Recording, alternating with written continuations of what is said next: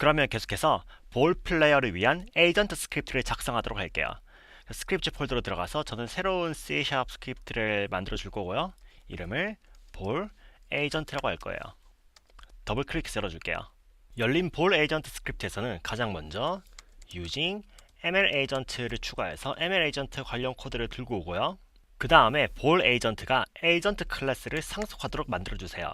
에이전트 스크립트 혹은 에이전트 클래스 안에는 에이전트로서 동작하기 위한 기본 기능들이 모두 들어가 있죠. 우리는 에이전트 클래스를 확장해서 우리들만의 볼 에이전트를 작성해야 돼요. 그 다음 필요한 변수들을 서원해 줄게요. 먼저 여기 있는 친구들은 지워주고, 가장 먼저 리지드 바디 변수가 필요해요. 왜냐면 볼 에이전트가 리지드 바디 컴포넌트를 통해서 볼 게임 오브젝트에게 힘을 줘서 공을 굴릴 테니까요. 그래서 private rigid body 볼 rigid body를 선언해 주고요. 그 다음에 이어서 좌표나 거리를 측정할 때 기준이 될 transform 변수를 선언해 줄게요. 무슨 말이냐면 트레이닝 룸이 원점에만 존재하는 게 아니라 트레이닝 룸을 여러 개 복제해서 여러 군데에 배치를 할 거거든요. 그러면 좌표를 측정할 때 0,0,0이 기준이 되는 게 아니라 트레이닝 룸 게임 오브젝트의 바닥, 정확히 얘기하면 이 플레인 게임 오브젝트가 거리나 혹은 좌표를 측정하는 기준이 돼야 돼요. 왜냐하면 플레인 게임 오브젝트가 원점이 아니라 다른 곳에 있을 때는 0,0,0이 아니라 플레인 게임 오브젝트를 기준으로 볼 게임 오브젝트랑 그리고 목표 아이템의 위치를 계산해야 되니까요. 원래대로 돌려주고요. 그래서 볼 에이전트로 돌아와서요. public transform pivot transform이라 할게요. 그래서 위치의 기준점, 그리고 이 친구는 자신의 리지드 바디, 자신이라고 하기보다는 볼의 리지드 바디가 좀 더 맞겠네요. 그 다음 이어서 볼 에이전트가 먹어야 되는 목표 아이템에 대한 트랜스폼 변수를 선언해서 목표의 위치를 항상 추적할 수 있도록 해줄게요. 그래서 아이템 목표, 그리고 이어서 볼 에이전트가 공을 굴릴 힘을 선언해 줄게요. 그래서 public float move force, 이동 힘 값은 10으로 해줄게요.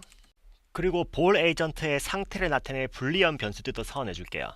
그래서 private boolean target eaten equal false로, 그래서 목표를 먹었는지, 마찬가지로 private boolean dead false로 사망 상태, 그래서 사망 상태가 true인 경우는 볼 게임 오브젝트가 발판을 벗어나서 아래로 떨어졌을 때 dead가 true가 되겠죠. 자, 그러면 먼저 void awake에서 볼 리지드 바디 변수에게 볼 게임 오브젝트의 리지드 바디 컴포넌트에 참조를 할당해야겠죠. 그래서 볼 리지드 바디는 equal get component 리지드 바디, 그 다음에 목표 아이템의 위치를 무작위로 리셋하는 함수를 만들어 줄 거예요.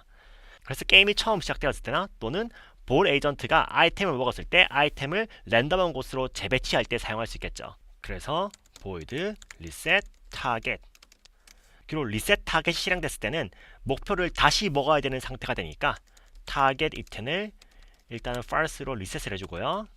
그 다음에 목표 아이템을 배치할 랜덤 위치를 생성해 줄게요. 그래서 vector3 랜덤 포지션 equal new vector3 랜덤 range x 방향으로 랜덤 -5에서 +5 사이로, y 방향 좌표는 0.5로 고정을 하고요. g 방향 좌표도 마찬가지로 랜덤 range -5f에서 +5f 사이로 결정해 줄게요. x랑 g는 각각 -5에서 +5 사이인데 이렇게 한 이유는 저희의 플레인 게임 오브젝트가 가로 방향, 세로 방향 길이가 각각 10유닛이라서 그래요. 무슨 말이냐면 중심에서 오른쪽 끝으로 5유닛, 중심에서 왼쪽 끝으로 5유닛이니까 -5, 0, +5로 좌표가 측정이 되거든요. X방향으로는. 마찬가지로 G방향으로도 -5, 0, +5로 좌표가 측정이 되겠죠. 그래서 -5에서 +5 사이로 X랑 G 좌표를 결정해줘야지 배치되는 아이템이 발판 밖으로 벗어나지 않을 거예요. 마찬가지로 높이 같은 경우는 0.5에 배치를 해야지 바닥에 파묻히지 않기 때문에 0.5로 배치를 한 거고요. 그 다음에 실제로 이렇게 계산하는 위치로 타겟 아이템의 위치를 이동시켜줘야겠죠. 다만 배치의 기준점이 원점이 아니라 플레인 게임 오브젝트이기 때문에 플레인 게임 오브젝트의 트랜스폼이 할당되어 있는 피벗 트랜스폼의 포지션으로부터 랜덤 포지션만큼 상대적으로 측정된 위치에 배치되면 되겠죠. 자, 그 다음에는 ML 에이전트 패키지에서 자동 실행되는, 정확히 얘기하면 에이전트가 특정 이벤트를 만났을 때 자동 실행되는 함수들을 작성할 거예요. 가장 먼저 public override void agent reset을 작성할게요. agent reset은 에이전트가 리셋할 때 자동으로 실행되는 친구고요. 여기에는 여러분들이 에이전트를 어떻게 리셋할지 작성하시면 돼요. 에이전트 리셋은 에이전트 게임 오브젝트가 처음 활성화되거나 에피소드가 끝나고 다음 에피소드로 넘어가면서 학습 환경을 초기화하거나 에이전트가 목표를 완수하거나 혹은 목표를 실패하고 완전히 죽어버려서 처음부터 다시 시작할 때 실행되는 함수예요. 자, 그래서 저는 에이전트 리셋에서 게임 오브젝트의 위치를 랜덤한 곳으로 바꿔줄 거예요. 그래서 여기 있는 코드를 복제해서 타겟 포지션 대신에 트랜스폼 포지션 해주면 되겠죠.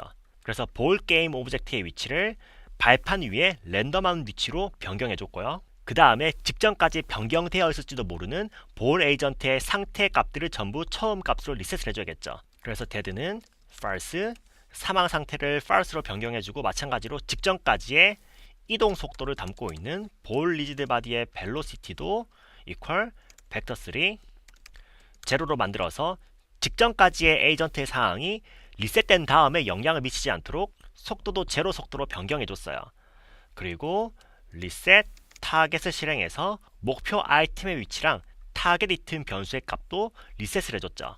그래서 에이전트 리셋을 구현해 놓으면 브레인이 에이전트를 임의로 리셋할 때마다 이 친구가 자동으로 실행이 될 거예요. 그 다음에는 에이전트가 주변을 관측하기 위한 관측 함수를 작성해야 돼요. 그래서 public override void collect observation. collect observation 함수는 에이전트가 주변을 관측하려 할 때마다 자동으로 실행이 돼요. 무슨 말이냐면 여기에 여러분들은 에이전트 주변 사항을 측정해서 벡터 공간이라는 곳에 삽입을 해요. 그러면 에이전트가 기록된 벡터 공간의 정보를 통해서 어떤 판단을 내려야 할지 결정할 수가 있겠죠. 그래서 collect observation 함수를 구현하는 것은 에이전트의 눈과 귀를 만드는 거죠. 그래서 저는 먼저 에이전트의 현재 위치랑 목표 아이템 사이의 거리랑 방향을 측정할 거예요. 그래서 vector3 distance to target, 목표까지의 거리는 equal 목표의 위치에서요 타겟의 포지션에서 빼기 현재 자신의 위치를 빼면 자신의 위치에서 타겟까지의 거리랑 방향이 나오겠죠. 그 중에서 y 값은 기록을 하지 않을 거예요. 왜냐면 우리의 볼 플레이어는 x랑 z 방향으로 움직이지만 y 방향으로 움직이지 않으니까요. 그렇기 때문에 y 방향 정보가 필요가 없어요. 그래서 여러분들이 벡터 공간에 관측된 정보를 기록하려면 add vector object라는 함수를 사용해서 여기에 저장할 데이터를 넣어요. 그래서 저는 distance to target의 x랑 distance to target의 g를 넣어서 x랑 g 방향으로 목표까지 얼마나 거리가 떨어져 있는지 저장할 거예요. 마찬가지로 발판을 기준으로 했을 때 발판 위에서 볼 에이전트가 어디에 있는지도 기록을 해야 돼요. 왜냐하면 발판의 중심에서 너무 멀리 가게 되면 발판 아래로 떨어져서 죽게 되니까요. 그래서 vector3 relative position, 그래서 발판의 중심에서 상대적으로 측정한 좌표예요. 나 자신의 위치에서 빼기 피벗 트랜스폼의 위치를 해주면 발판의 위치를 원점으로 했을 때 나 자신의 좌표가 어디에 찍히는지 나오게 되죠. 마찬가지로 그 친구를 add vector object로 저장해 줄게요. x랑 g 방향에 대해서만요. 왜냐하면 y 방향은 필요가 없으니까요. 그리고 마찬가지로 볼 에이전트의 현재 이동 속도도 기록을 해줄게요. 그래서 add vector object 한 다음에 볼 리지드 바디의 속도의 x 방향, 그리고 볼 리지드 바디의 속도의 g 방향, 마찬가지로 y 방향 속도는 필요가 없어요. 굳이 여러분들이 필요 없는 정보를 기록을 하면 퍼포먼스가 떨어질 수 있기 때문에 여러분들은 필요한 정보만 기록하는 게 좋아요. 웬만하면. 이걸로 collect observation 함수를 완성했고요. 그런데 여기서 퍼포먼스를 향상시키기 위해서 한 가지 수정해야 될 점이 있어요. 기본적으로 벡터 공간에 기록되는 값들은 -1에서 +1 사이로 정규화 혹은 노멀라이즈가 되어 있어야지 강화 학습 퍼포먼스가 올라가요. 무슨 말이냐면 예를 들어서 distance to target x는 최소 -5에서 최대 +5 사이의 값을 가져요. 왜냐하면 발판 플레잉 게임 오브젝트의 왼쪽 모서리 끝이 -5, 중심이 0, 오른쪽 모서리 끝이 +5의 위치를 가지니까요. 마찬가지로 distance to target.d나 relative position x, relative position g도 -5에서 +5의 값의 범위를 가지게 되겠죠. 그리고 리지드 바디의 velocity x랑 g 방향 같은 경우는 힘이 누적될수록 값이 계속 증가하기 때문에 정확한 값의 한계는 없지만 저는 임의로 이 친구들이 마이너스 10에서 플러스 10의 범위를 가진다고 할게요. 물론 속도는 여러분들이 힘을 추가하는 만큼 계속 늘어나겠지만 이 이상의 속도랑 이 이하의 속도는 원활한 진행을 위해서 무시하도록 할게요. 요지는 이 마이너스 5랑 플러스 5, 마이너스 10과 플러스 10 사이의 값들을 마이너스 1과 플러스 1 사이의 범위로 압축을 시키면 이걸 정규화한다고 해요. 그러면 퍼포먼스가 올라가요. 그리고 그렇게 하는 게 정석적인 방법이고요. 밑에 있는 마이너스 10과 플러스 10 사이의 값의 범위를 마이너스 1과 플러스 1 사이로 정규화를 하면 이런 식으로 되겠죠. 예를 들면 마이너스 3이라는 값이 측정이 됐어요. 그럼 그 값은 마이너스 0.3으로 기록이 될 거고요. 마찬가지로 뭐 2.5라는 값이 측정이 됐어요. 그러면 0.25라는 값으로 벡터 공간에 기록돼서 들어갈 거예요. 그리고 이렇게 해도 문제가 없어요. 1대1로 모든 값들이 마이너스 1과 플러스 1 사이로 대응이 되기 때문에 여러분들이 기록하지 못할 값도 없어요. 마찬가지로 정규화된 0.25라는 값이 있을 때 이 0.25가 역으로 원래 값이 2.5라는 사실은 쉽게 알 수가 있거든요. 즉 여러분들이 정규화를 함으로써 정보를 잃어버리는 건 아니기 때문에 걱정할 필요는 없어요. 그래서 저는 이 친구들이 마이너스 5에서 플러스 5 사이의 값을 가지기 때문에 나누기 5를 해줄 거고요. 여기도 마찬가지로 나누기 5, 마찬가지로 나누기 5, 나누기 5를 해줄 거예요. 여기는 나누기 10을 해주면 되겠죠. 물론 10보다 크거나 마이너스 10보다 작은 값을 가질 수도 있는데 그 경우는 전부 잘라내서 무시할 거예요.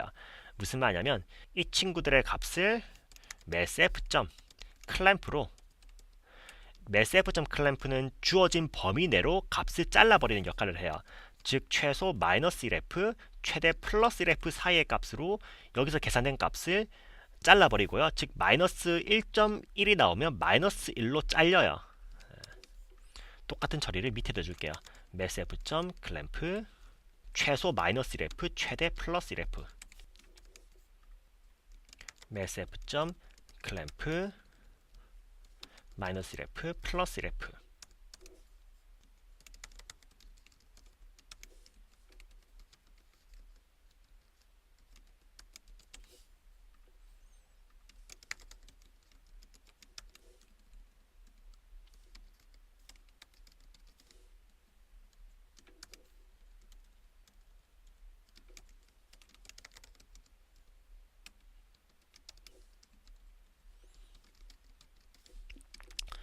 물론 이렇게 정규화를 진행하지 않아도 코드 자체는 동작해요. 하지만 저는 퍼포먼스를 올리기 위해서 정규화를 진행했어요. 그래서 컬렉트 옵저베이션을 완전히 작성을 완료했고요. 그 다음에 이어서 실제로 이제 에이전트가 선택에 의한 행동을 취하는 함수를 만들어 줄 거예요.